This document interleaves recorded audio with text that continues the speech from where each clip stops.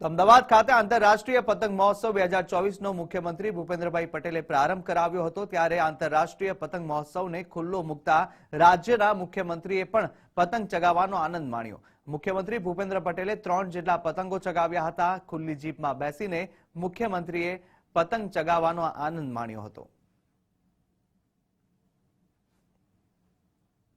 વડાપ્રધાન શ્રી નરેન્દ્રભાઈ મોદી સાહેબ જ્યારે મુખ્યમંત્રી શ્રી હતા ત્યારે તેમણે વૈશ્વિક કક્ષાએ ગુજરાતને એક નવી ઓળખ આપવા માટે કાઇટ ફેસ્ટિવલનો શુભારંભ કરાવ્યો હતો। આજે એ કાઇટ ફેસ્ટિવલ ખૂબ ઊંચાઈએ ઉડી રહ્યું છે, જે આપ જોઈ રહ્યા છો।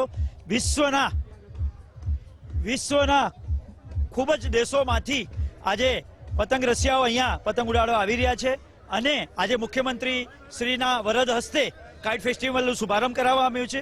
અને આપે જેમ કહ્યું તેમ કે આ વખતે 2024માં જે રીતે 2014 અને 19માં પણ ગુજરાતમાંથી 26 લોકસભાની સીટો ગુજરાતના નાગરિકોએ નરેન્દ્રભાઈને ભેટ આપી હતી, તેવી જ રીતે 2024માં પણ અમારું લક્ષ્યાંક એ છે કે દરેક લોકસભાની બેઠક 5 લાખથી પણ વધુ બહુમતી સાથે જીતીએ અને નરેન્દ્રભાઈને સતત ત્રીજી વખત હેટ્રિક વડાપ્રધાન બને અને દેશનું વિકાસની જે ગતિ છે તે ગતિને આવી જ રીતે ઊંચાઈએ લઈ જાય।